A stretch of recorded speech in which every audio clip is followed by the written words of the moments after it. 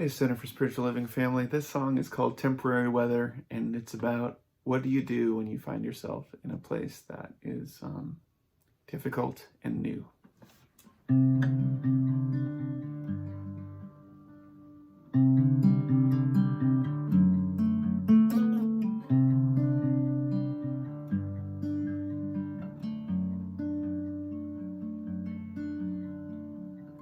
This is my new room. This is my new room, and there's no one here to help me break through, to make it all clear. Just a little pain, like a little rain on my rooftop. Thought that it would drain, but instead it stops and pools above my ribcage, bringing me down with the temperature.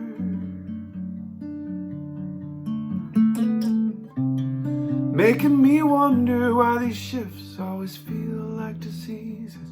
Never the cure, but hold it together. I don't know whether or not we'll make it.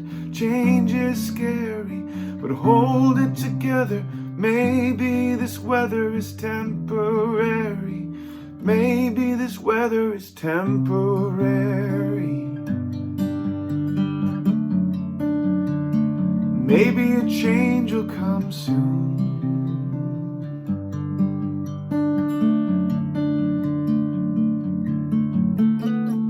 So this is my new plan. Do the best I can with the pieces left. Steady hands, deep, deep breaths. Just a little doubt, like a little cloud on my rooftop. Thought it would fade out, but instead it comes and stays beneath my shoulder blades, fogging me up with its temperature.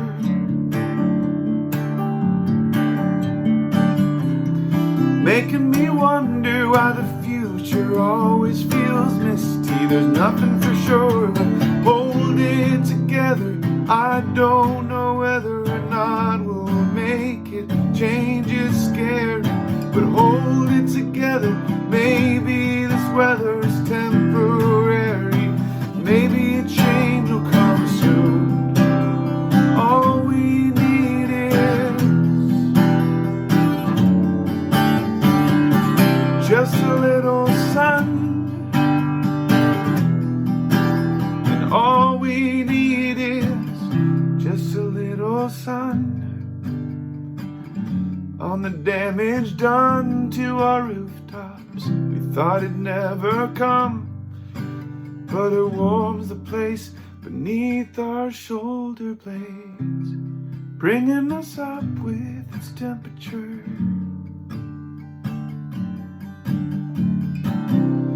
Filling us up with a sense that life can be trusted.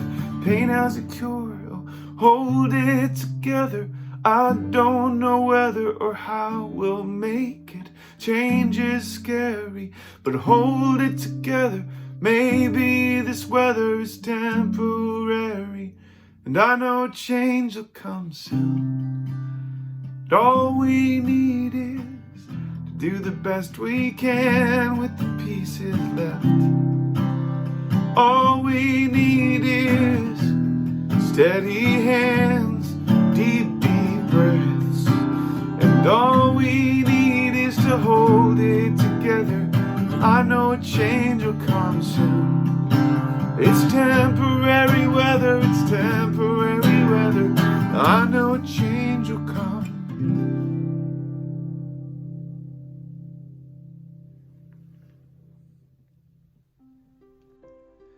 Welcome to the Center for Spiritual Living Santa Rosa virtual service, where we invite you to stay open to the possibility that there is a power for good in this universe, one that you can use not only to bring about some good in your life, but also to help create a world that works better for all.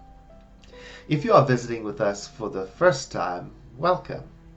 You can find out more information about our center by visiting our newly redesigned and easy to navigate website at cslsr.org. For those of you who are regulars at our center, I have two important items to address with you today. The first item is about our spiritual community and what possibilities are ahead of us. So at the end of today's service, I'll be addressing our situation and talk to you about the plans our leadership and staff are contemplating for our future. So please stay tuned till the end of the service for that announcement.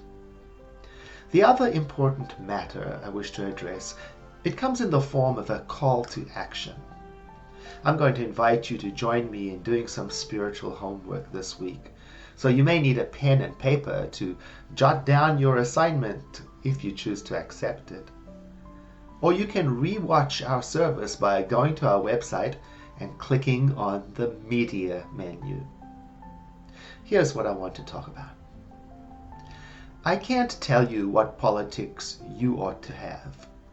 That'll never work.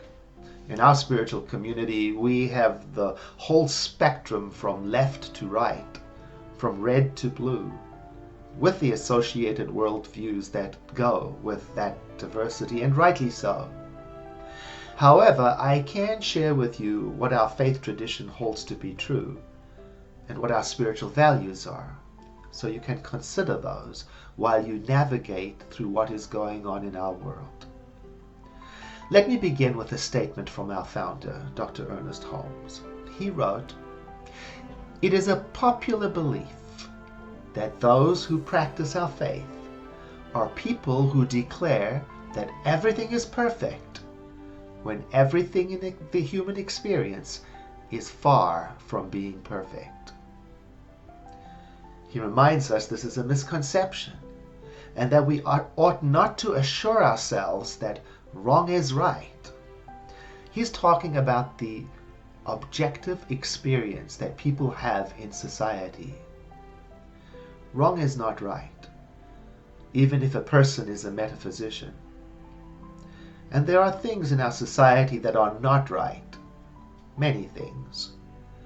And among those things that are not right, racial inequity is one that has been held up for us to look at and come to terms with and to understand through the lens of oneness.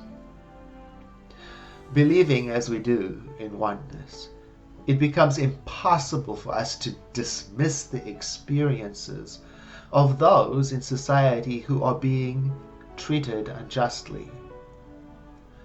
I have studied our organizational values, and here's what they say in part.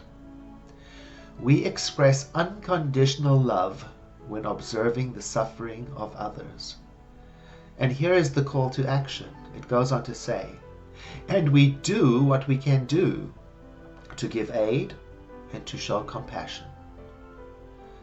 So the question I'm asking myself, and I invite you to ask yourself the same question, is this: how can we give aid and show compassion in a way that demonstrates we have heard the cry of suffering in our world? Now the response will be different for each person. For me, and I invite you to jump in with me, it's been a process of self-education about racial inequities. A resource I use frequently is the Facebook group, What's Mine to Do? I use it to educate myself about race-based violence. It has articles in it such as 75 things white people can do for racial justice, and another article, 5 racist anti-racism responses that are very common.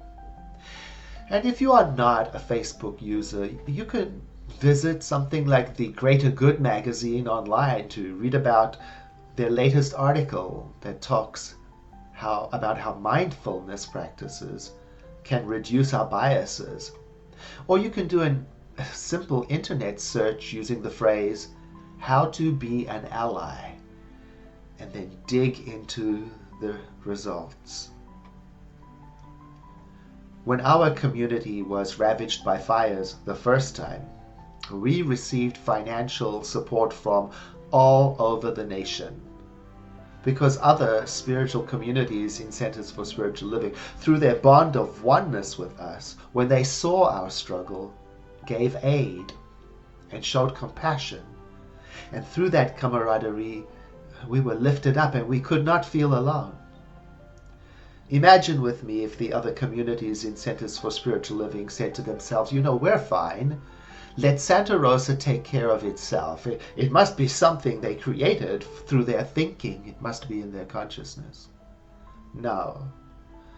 Our shared values and our teaching of oneness prompt us to help and care about those, especially those who are not experiencing ease, equality, fairness, or justice.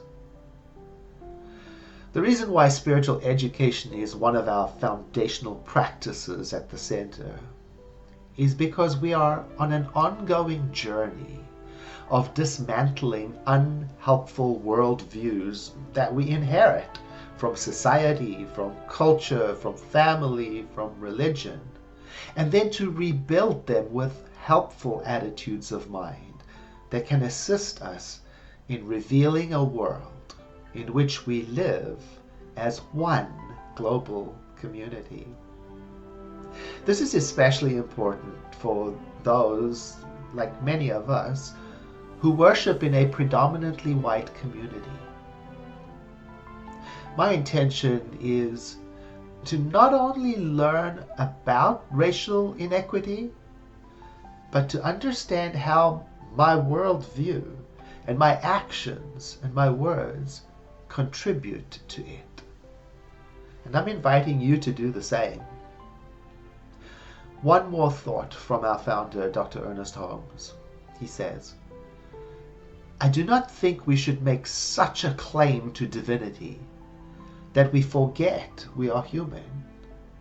In other words, he is inviting us to remember our shared humanity and to remain open to learn about the uncomfortable awareness that racially motivated violence is in our nation. In just a moment, our prayer practitioner Kathy Reardon will lead us in affirmative prayer, followed by today's message, which is brought to us by Reverend Joyce to follow. And again, please stay tuned through to the end of the service for my announcement about our center during Shelter in Place. Welcome.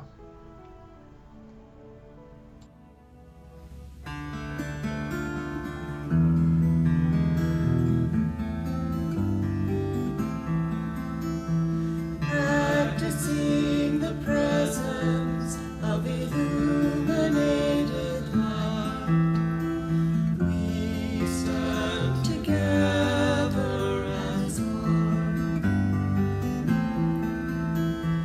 witnessing the essence of the thing behind all life. We stand together in love, and we all join hands, and our hearts open wide. Come feel the power of love inside. Yes, we walk in love, and we stand for peace, practicing the presence of the one.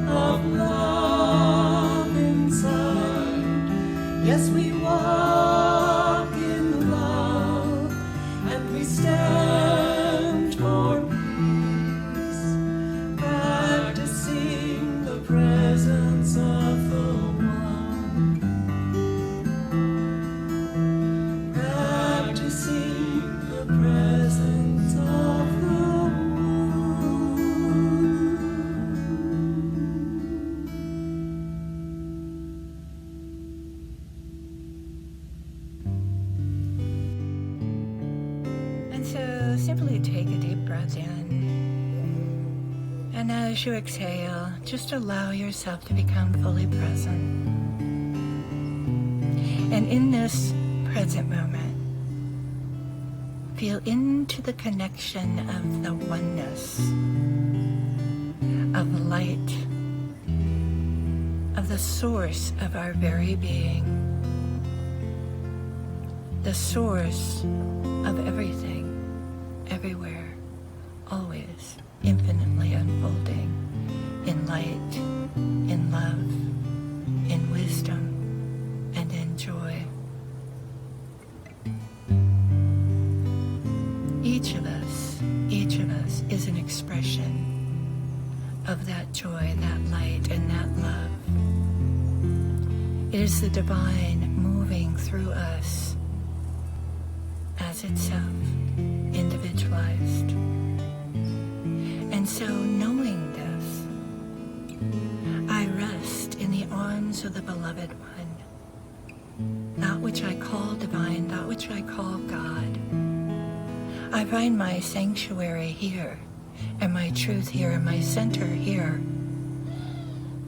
Anything unlike this perfection simply falls away in the light of who and how we are blessed, whole, perfect, abundant. And so resting in that truth,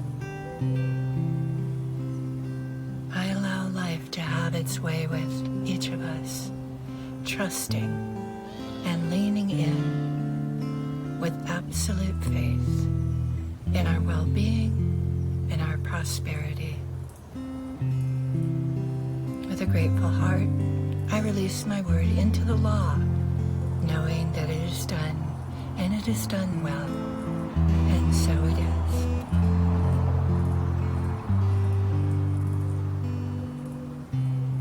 Hello, my name is Kathy Reardon. I'm a prayer practitioner here at the Center for Spiritual Living in Santa Rosa. Please read with me today's affirmation from Beyond 2020 Spiritual Vision Book of Affirmations. I am a center in the divine mind, a point of God consciousness, life, truth, and action. My affairs are divinely guided and guarded into right action, into correct results. Everything I do, say, or think is stimulated by the truth. And so it is. Hey, CSL Santa Rosa, this is Rafe Perlman, and I'm currently in a tree, a mango tree, on the big island of Hawaii. This is my mother's tree, and I'm gonna sing a song for you called The Greater Self.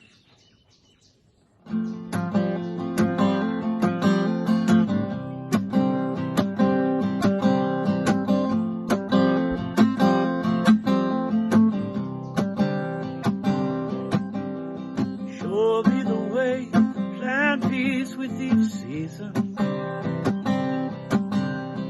Show me the way to sow love and compassion. Help me to heal myself, that I may heal those around me. Help me to serve the greater self. Show me the day love triumphs over reason. Show me the day right where my heart is beating. Help me to reach myself, that I may reach those around me. Help me to reach the greater self. Help me, help me, help me to reach our greater self.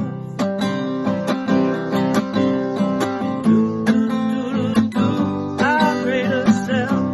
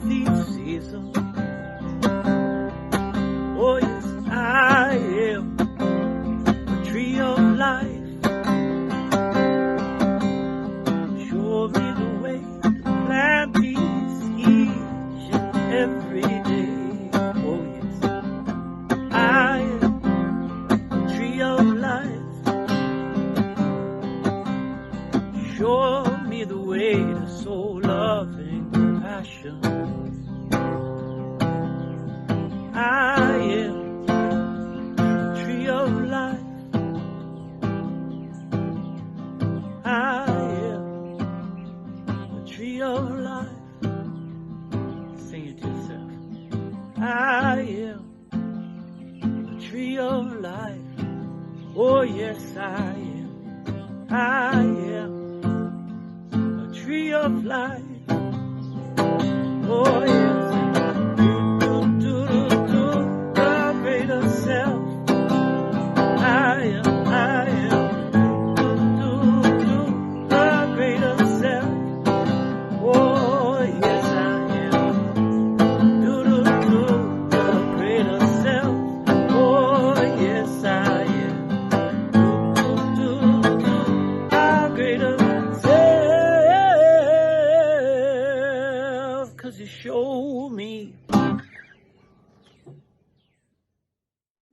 Have you ever had a really good idea, but then for whatever reason didn't actually do anything about it, only to find out that somebody else took that same idea and brought it into the world?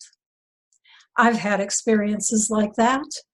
There's been times when I wanted to say something and then I thought, oh, well, it's not that interesting. But then somebody else says it and everybody thinks they're brilliant. I had an idea for a book, and for whatever reason, I didn't do it. I don't know if I was thinking that I didn't have the smarts or I didn't have the time. About 2 years later, I walked into a bookstore, and there it was, the book I was supposed to write, but somebody else did. I wonder what it is that stops us sometimes from moving forward on our creative ideas. Perhaps it's lack of self-confidence, a belief that there's not enough time, not enough money. Maybe it's a fear that we'll be judged by other people. This month at the Center for Spiritual Living, we've been looking at ways to become more clear on our soul's purpose.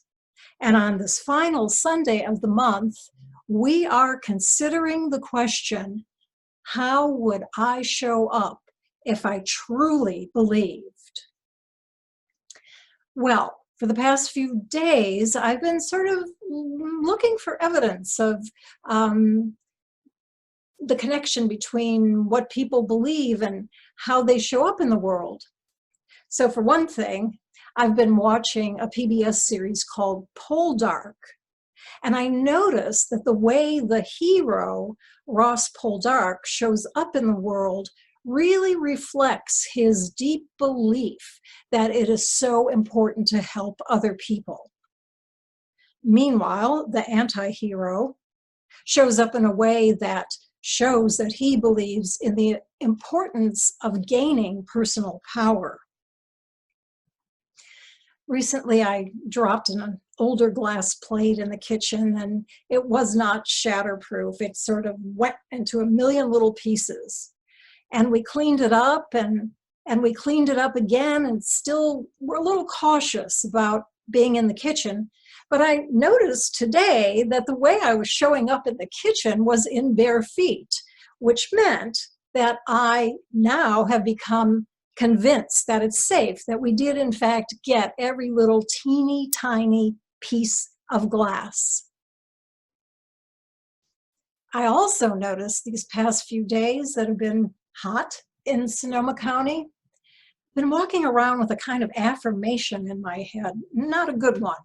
It goes like this: I wilt in the heat. I wilt in the heat. And when I caught it, I decided to try a different belief. I tried to say to myself, I thrive in the heat. And lo and behold, this has gotten me more comfortably and energetically through a very hot day. So these are some everyday examples of how our beliefs shape how we show up in the world. Let's turn now to the spiritual philosophy that we study at the Center for Spiritual Living, Ernest Holmes's Science of Mind and Spirit. We're going to look at a couple very basic ideas of Holmes and see how we would show up if we really believe them. So let's start really basic, how about that phrase that he said, there is a power for good in the universe, and you can use it. Or taking it out of the you, there's a power for good in the universe, and we all can use it. Because Holmes was very clear that this power is neutral, it's available to everybody, it doesn't have favorites. It's there for us to use for whatever we want to do with it. One of his favorite teaching examples when speaking about this spiritual power was to talk about electricity and how electricity is a neutral force that we can use if we want to make some toast or keep our food cold or turn on a fan. Holmes also pointed out that with electricity, it's easier, it seems, for us to have faith in that physical power. And isn't that true? I mean, don't we just walk into a room and flip on the switch and keep going like we know that light's going to come on? I don't think I've ever seen anybody turn the switch and then stand there hoping and praying and wondering if the light was going to come on, if the electricity was really going to work. Of course not. We know when we flip that switch that that electricity is going to do what it's there to do. This was Holmes's way of encouraging us to get to the point where we really believe, where we know absolutely that we can harness this spiritual power for our good and for other people's good. So, how would we show up if we really knew in every fiber of our being that there's a power for good in the universe and we can use it? Well, I think I'd be much less worried when a problem came up because I would absolutely know that the answer existed. I also think if I got a creative idea, I'd be much more likely to move, to take it into action, knowing that that spiritual power would, through my belief, my intention, my attention, my gratitude, that spiritual power would bring it into the world through me. I had the good fortune to meet a man who had such a faith. His name is Joe Meisner. He's a veteran. And about 20 years ago, he was suffering with post-traumatic stress disorder, PTSD. Sometimes it would be so debilitating that he couldn't function. And the only way he found to get himself to function was to massage his temples. It worked every time, but he wondered if there was a way that it could be easier, because he noticed that when he was massaging his temples, he was relaxing his forehead, but tensing up other parts of his body. This led him to a years-long process of studying neurology, anatomy, acupressure, experimenting with different designs and different materials. And along the way, this passion took all of his money, everything, his house, a couple of key relationships. But fast forward to today, and Joe Meisner's easy-to-use temple massager is available. It's available to people like me. It's available to veterans. It's being used at Walter Reed Military Hospital, and the Air Force just put in an order for several thousand. So for me, Joe is a great inspirational example of the spiritual truth that there is a power for good in the universe, and we can use it for our own good and the good of others. Yes, it takes commitment, belief, dedication, but Joe did it. Here's another thing that Ernest Holmes believed. He said that we live in a universe that is for us. Isn't that good news? We don't live in a universe, we don't live a life that is against us. We live in a universe that is for us. And boy, was I glad to hear that when I first came to the Center for Spiritual Living, because I was living in a world that I thought was maybe not out to get me, but certainly was putting up stumbling blocks. I lived in a world where it seemed where other people who were lucky had it smooth and easy, but I was struggling. Slowly, I began to believe this statement that we live in a universe that is for us. And the more I believed it, the more I noticed that I was becoming a relaxed, trusting, and confident person. I know many of you hearing this right now have had that experience because I've seen you at the Center for Spiritual Living Santa Rosa go through it. I've watched you take on this life-affirming belief and show up more confidently and in a more relaxed way. Holmes wrote, "All nature conspires to produce the freedom of the individual." All nature conspires to produce the freedom of the individual. What a thought that is, especially during this time of limited activity and movement. All nature conspires to produce the freedom of the individual. I don't know about you, but I'm looking at my electronic devices more than I usually do, and I saw a video clip from America's Got Talent featuring a singer named Archie Williams of Louisiana. Archie spent about 37 years in prison for a crime he did not commit. And it was only recently when the technology of DNA could be used forensically that his innocence was proved and Archie was released from prison and went on to live his dream of being on America's Got Talent. One of the panelists asked, "How did you survive? How did you get through almost 4 decades in prison?"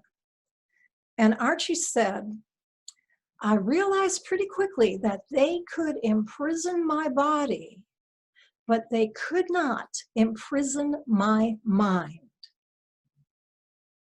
Archie used his ways in new and free ways. Perhaps you've noticed that's happening to you, something like that, as we are now experiencing limited activity. Do you notice that your mind is going places, new places that it hasn't gone before? Maybe you're thinking new thoughts, or maybe you're looking at old thoughts in a new way. You know, it's reassuring that even now in this unknown reality we seem to be living in the world, that even now the universe is working for us. And I think it would be a great practice for us this week to start to really pay attention at this very unique time where there seems to be deprivation, to ask ourselves the question, how is the universe working for me right now? It's a good question to ask in general. How do we see the growth edge in any experience? Even when there's setbacks, what good is there? What growth is there?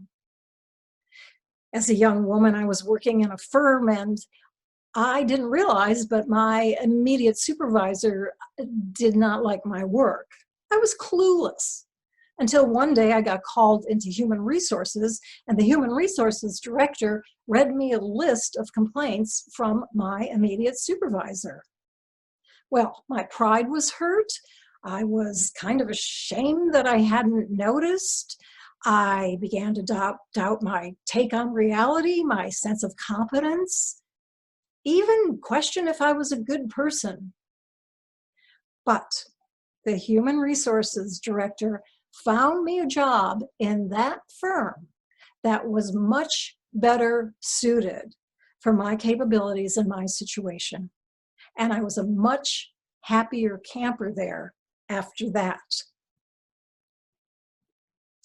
Has anything like that ever happened to you, that at first it seems like things are working against you, and then eventually you discover that all along they were working for you? So let's ask ourselves, how would we show up if we really believed the universe was for us? Maybe like my friend Valerie, who the other day tripped, and before she hit the ground, she had the thought, there's a blessing for me in this somewhere. I aspire to be like that, and I find that teaching stories help me.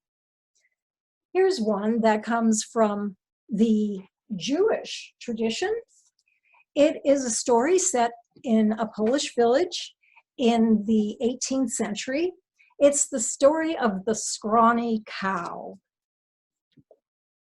Once there was a poor man and his wife. They were so poor that they only owned one thing, an old scrawny cow. One day, the great rabbi, known as the Baal Shem Tov, was visiting the village with a few associates. The poor man was walking around the village and he met the Baal Shem Tov.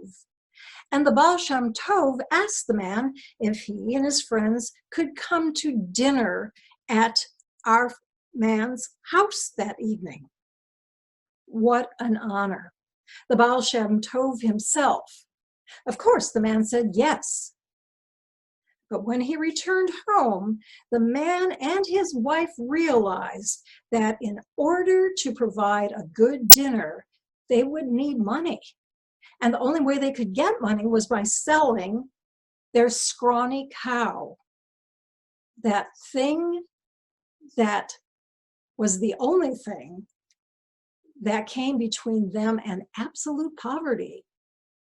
Well, the Baal Shem Tov coming to dinner, of course, they sold the cow and they used the money to provide the kind of feast that truly honored such a good man. When the Baal Shem Tov had left, the man and his wife knew that now they were truly desperate. They had nothing. The man could think of nothing to do except to go to the forest so he could be alone in prayer. And pray he did with great fervor until he heard the sound of someone moaning and went to see if he could help. He found a man lying on the ground and immediately and tenderly made him more comfortable. The man on the ground, grateful to see a kind and loving face, told the poor man of how he had lived and made a lot of money. And now that he was dying, his family didn't care about him. They only cared about getting their hands on his money. He smiled as he said that he had just now buried it all so that they could never get it. Reaching into his pocket, the dying man said he wanted to repay the poor man for his kindness. As he handed over a piece of paper, he did, in fact, die. Curious, the poor man looked at the piece of paper. It was a map to where the wealth had been buried. A year goes by, and once again, the Baal Shem Tov and his company come to visit the same village and see the once poor man and his wife in a well-built carriage, dressed in good clothes, and looking much at ease and at peace. Amazed, his companions asked the Baal Shem Tov what could possibly have happened to change the circumstances of the man and his wife so much. The Baal Shem Tov explained, before we came, That man and his wife made do with what they had, and they never thought they could have more. They just hung on to that scrawny old cow. We helped them get rid of that scrawny cow so that they could be open to receive something greater. Do you have a scrawny cow that's holding you back from your greater good? Or perhaps you may, even now, see that the universe is helping you. Release that scrawny cow so that you can show up as the magnificent, loving, blessing, light-filled being that you truly are. In closing today, I offer a few words for contemplation. It's Ernest Holmes. The words come from Living the Science of Mind, page 258. So, in the spirit of contemplation, I invite you to relax, maybe close your eyes. Just allow these words to see if any of them might find a home in you for your ongoing good. Holmes writes, "Everything that I do, say, or think is governed by divine intelligence. I am aware of my partnership with the infinite. I have confidence in myself because I have confidence in God. I am sure of myself because I am sure of God. The spirit within me knows the answer to any problem. The answer is here and now, within my own mind, because God is right where I am. I now turn from the problem to the spirit. In calm confidence, in perfect trust, and with complete peace, I let go of the problem and receive the answer. I know exactly what to do in every situation. Every idea necessary to successful living is brought to my attention. There's no obstacle to right action. I identify myself with abundance. I let go of all uncertainty. I know that what is mine will claim me, know me, rush to me. The presence of God is with me. The mind of God is my mind. Today I bestow the essence of love upon everything. This love is a healing power. There is nothing to be afraid of. God is over all, in all, and through all. God is right where I am. I am at peace with the world in which I live. I am at home with a divine spirit in which I am immersed. So I invite you, if your eyes were closed, to gently bring them open so that together, as a spiritual community, we can say, "And so it is." Thank you, Reverend Joyce DeFala. And now it is time for our offering. Thank you very much to everyone who is sending in their donations through checks to our physical address. We pick them up from there, and we love receiving the wonderful messages of encouragement that come with the donations. And thank you also to those people who are donating online. It's very easy to do so. You go to our website, cslsr.org, and click on Donate, and you'll be taken to our donation portal. Thank you so much for supporting your Center for Spiritual Living.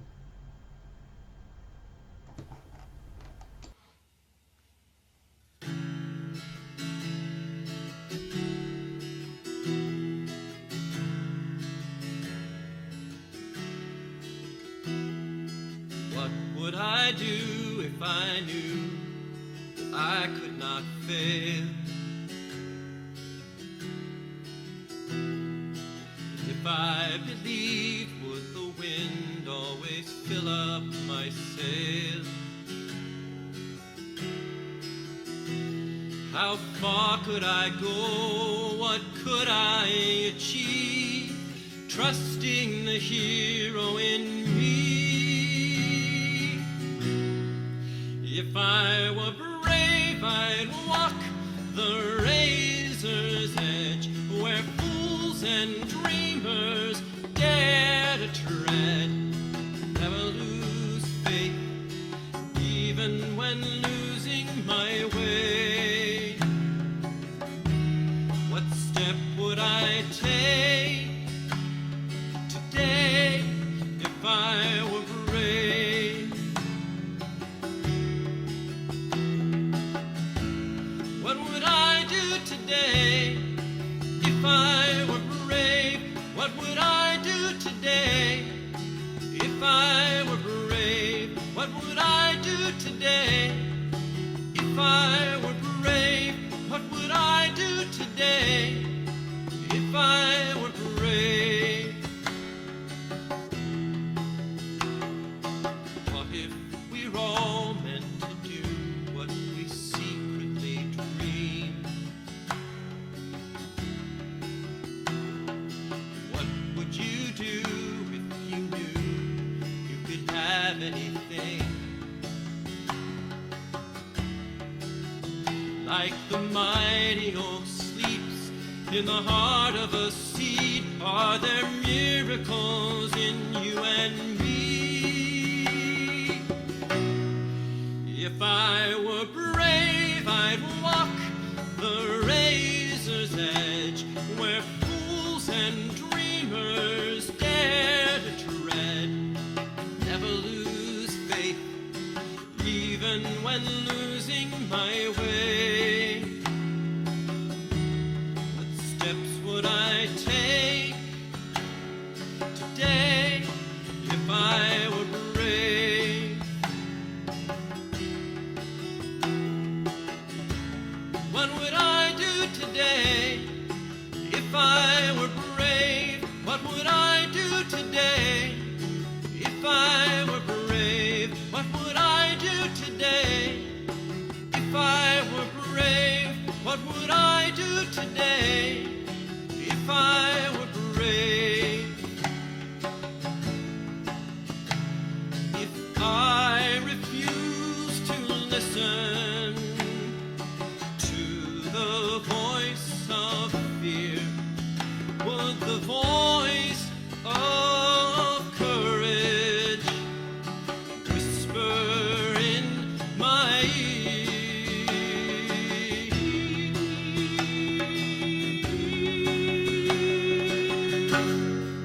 If I were brave, I'd walk the razor's edge, where fools and dreamers dare to tread. Never lose faith, even when losing my way. What step would I take today if I were brave? What would I do today if I were brave? What would I do today if I were brave? What would I do today if I were brave? What would I do today if I were brave? Hey everybody, it's Chris And Meg. Cervani coming at you live from Pittsburgh. And now it's time for our community announcements. Everything that we're about to tell you can be found on our newly designed website at www.cslsr.org.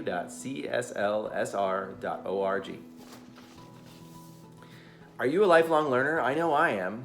And our upcoming spiritual classes are going to be fantastic. At the Center for Spiritual Living, spiritual study is one of our favorite things to do. We believe in learning and growing our understanding of the spiritual world. Beyond Limits, oh, this is a good one. This is where you can explore the invisible limits we pick up without even knowing it. The power of meditation, which is especially good during our shelter in place, where many of us are finally finding the time to get our meditation practice on. And check out William James and the Stream of Consciousness. We have something new for you. Small facilitated discussion groups. We call them circles for spiritual connection. The groups were going to take place in private homes. Instead, they'll happen in private Zoom calls. Registration closes this Wednesday, June 3rd. Tonight is the World Peace Meditation. And because we are meditating on world peace, there will be no Sunday evening conversation. After the World Peace Meditation, there will be sharing intentions and prayers. Where do you find out more information? On our website, of course. It's easy to navigate, good to look at, and packed with information and inspiration. Also, lunchtime learning is when you get your lunch ready, tune into Zoom, and learn something new. And it's free. A new series starts this week with the book, The Eye of the Storm, Embracing Conflict, Creating Peace by Gary Simmons. Lunchtime learning is from noon to 1 p.m. and is facilitated by the ministerial intern Lawrence Edwards, practitioner Lily Escovedo, and practitioner intern Krista McCady. Our youth and family program continues on Zoom. For more information and resources for your family while streaming or sheltering in place, please contact Susan Robinson, our Youth and Family Ministry Director. Did you know that you can get confidential one-on-one affirmative prayer right after this service? You can. Practitioners have set up a virtual prayer chapel. We call it the Virtual Gritton Chapel to remind us of our physical space that we will one day be returning to. The way it works is pretty simple. You just leave this online service and go to the link specially made for the Gritton Chapel. Just go to the website, it's right on there, click it, and you can go into the Gritton Chapel. Trained prayer practitioners are standing by to talk you through whatever is going on in your life. Thank you for being part of our spiritual community. Namaste. Hello, I'm Betty Smith, and I'm here to tell you about a class I'm teaching starting June 15th called The Power of Meditation. I invite you to join me to deepen your practice and come away feeling peaceful and centered after each class. In this 5-week series, we dive deep into this ancient form of spiritual practice. I'm really grateful that we have a way to continue classes and stay connected through amazing technology. In this class, we get real. Meditation is a great tool to have and to use, but there is also that reality of making it work day after day. Being in a group helps provide that structured time that a successful spiritual practice requires. We will use Dr. Edwards' book, The Power of Meditation, that was published a few years ago, a book that some of you may already have on your bookshelf. Here's a quote from that book. Meditation is a practice of being available to something within you, something greater than your intellect alone. What if taking this class deepened or enhanced your daily practice? What if taking the class leads to new and surprising connections with others? And what if you were able to create a safe refuge for self-care in this stressful world? Now more than ever, is this class calling you? Hello, my name is Nancy Reynolds. I'm the current Vice President of the Center's Board of Trustees. And I would just like to say hello to everyone and to thank you for being here. Throughout this whole shelter in place, my one question that I've had is, how is everyone? Are you doing okay? See, when we're in the center, we can look each other in the eye and ask that question, but it's a little bit more challenging when we're meeting up on Zoom. So Sunday mornings really have become the anchor in my week, and I love showing up here. And I also love that more than 500 people are watching the service each week. They're coming in on Zoom, and they're coming in on Facebook, and they're coming from around the country as well as our own Santa Rosa community. And the thing that tells me is that these services make a difference, and you make a difference. Your presence here, your financial support of the center, the notes that you send in the mail, and the comments that you make on Facebook, and the comments that you make in the chat function on Zoom. Did you know there's a chat function in Zoom?